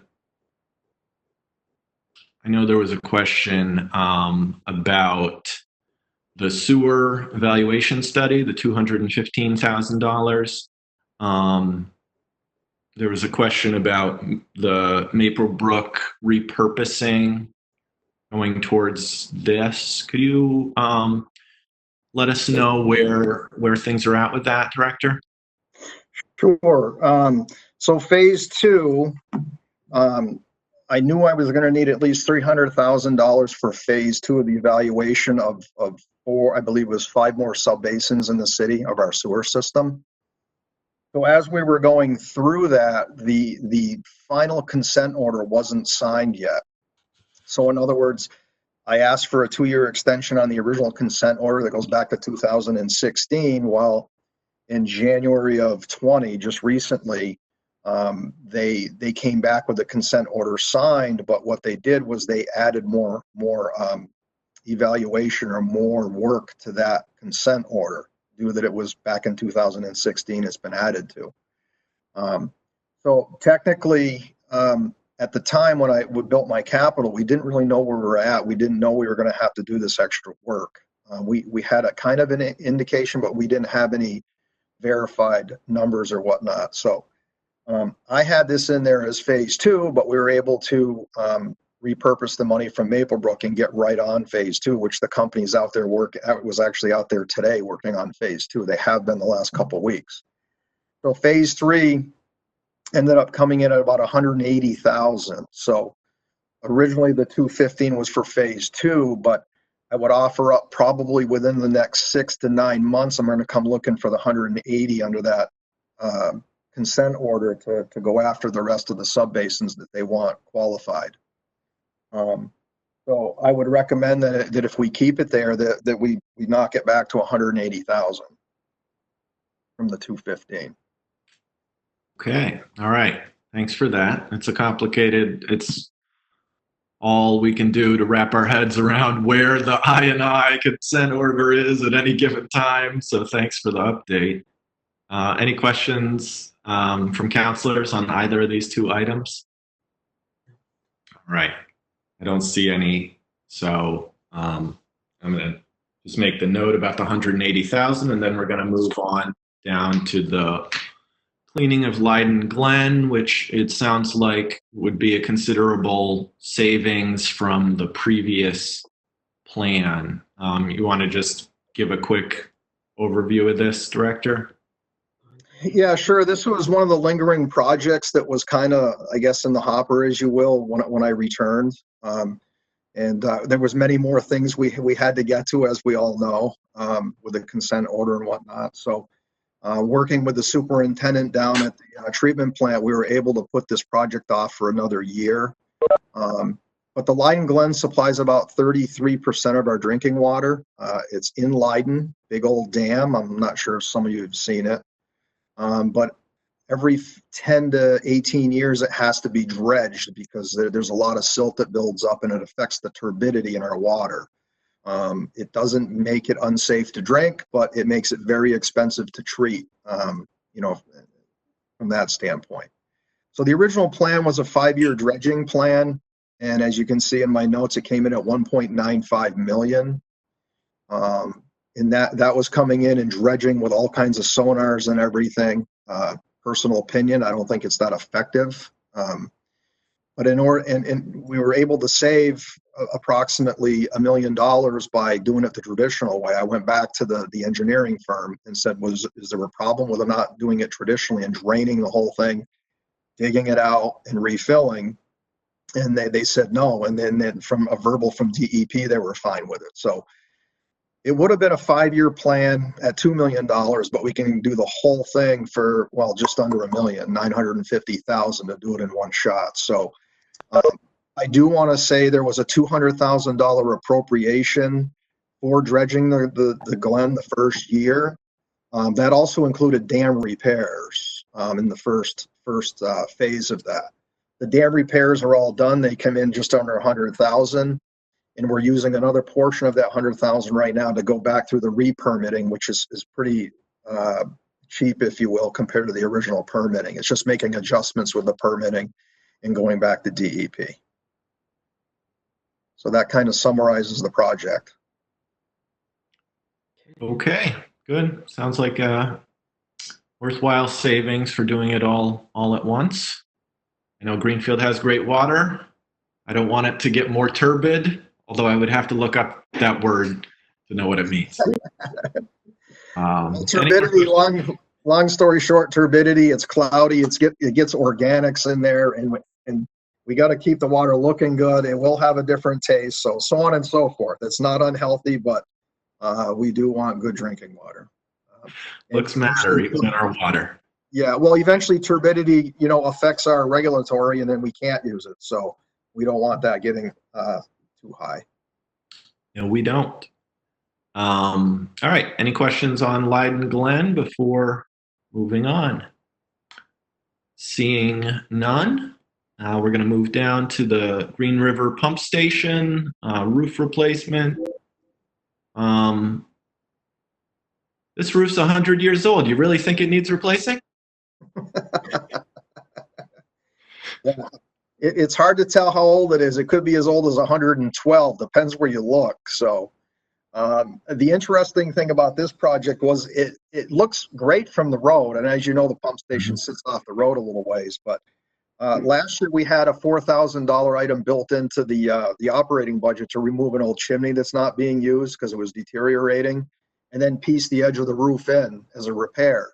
Well, when the mason was up there to do the slate work and remove the chimney, he put his feet through the roof. So that's kind of when we took a look at it and realized the underlayment, the slate looks okay. It's pretty worn, but the underlayment's pretty much rotted out. So that's kind of how we knew that we needed to do something with the roof. So I did want to add, I did go to the Historic Commission just to make sure they were aware that, we're going to be putting a potential standing metal seam roof on a 104-year-old building, and they were fine with it. So I just wanted to put that out there. Good to know. Councilor DeSorger, do you have a question? I did, but he answered it. Okay, good. Good. Getting ahead of us. That's what we like to see. All right. So unless there's any further questions on the pumping station roof, we'll go down to the next item, which is Millbrook Well reconditioning, $45,000 from water retained earnings. This is a regular maintenance item. Is that correct, Director? Yeah, we did the first one last year, came in under budget, which was good. I think the big takeaway here is, you'll see in my narrative, excuse me, we got a 1954 vintage motor running that thing, and the pumps are very old too. So I think from an electrical standpoint, dependability and savings, it goes along with the inspection of the well too. I think this is a good project to update that well. All right, very good. Any further questions on Millbrook Well?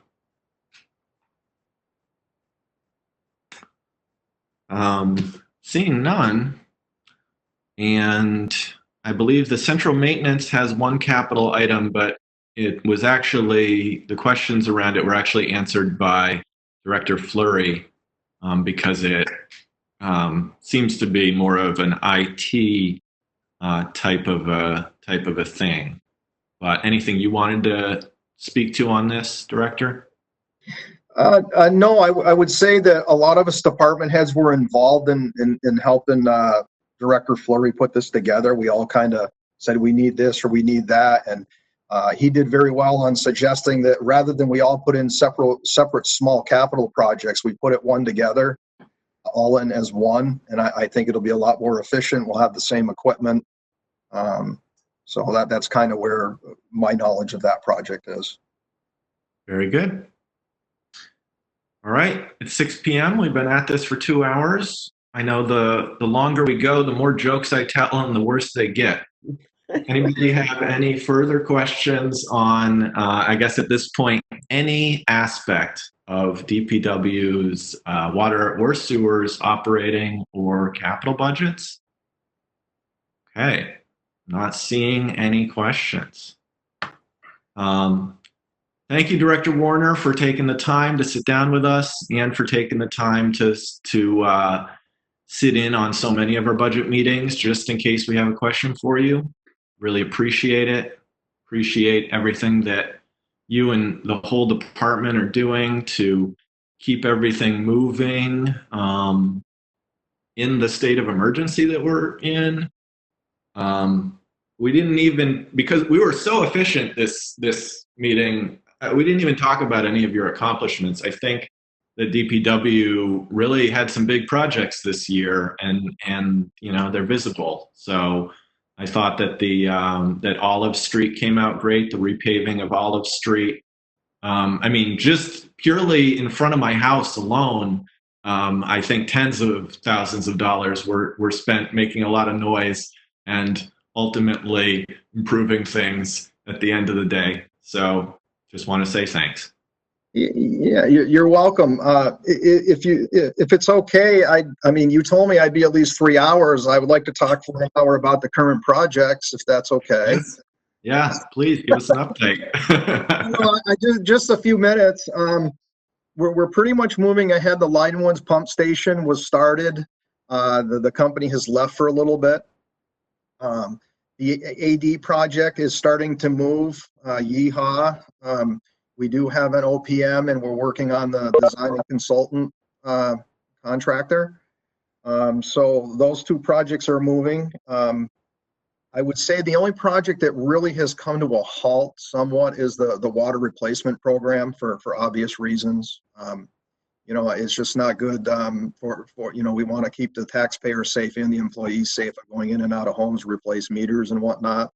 We're replacing the leaky ones that, you know, we get called on. That's considered an emergency. We don't want flooded basements. But and you mentioned the Hope Street sidewalk, that you're going to start seeing equipment arrive here this week and potentially starting early next week on that project from Olive Street to Russell Street, that sidewalk replacement.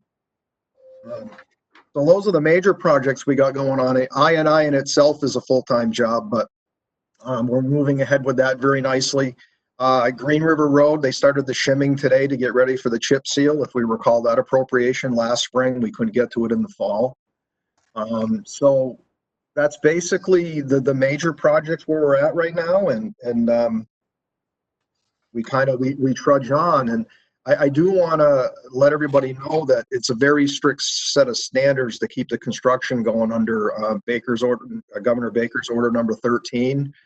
The contractors do have to provide us with a COVID-19 plan as well as a COVID safety officer on the site, which is generally the crew leader. So as long as we can maintain social distancing and we can maintain the PPE and whatnot, somewhat of a little bit of a normalcy for us in the DPW right now to see work happening and doing some work. So we're pretty excited. So, you know, we trudge on. Excellent. Thanks for the update. Would anyone like to add anything? Councilor Bottomley? Yes, I just wanted to thank you for your work downtown and also the tremendous work with the tree grant, because the grant does pay for those trees, but the survival rate is really incredible because of the DPW workers that regularly watered those all last summer, planted them well and kept them alive. So thank you a lot for that. You're welcome. Yeah. If you're still here in 20 years, the trees will be tall enough that people will actually notice them. So don't go anywhere. All You right. never know.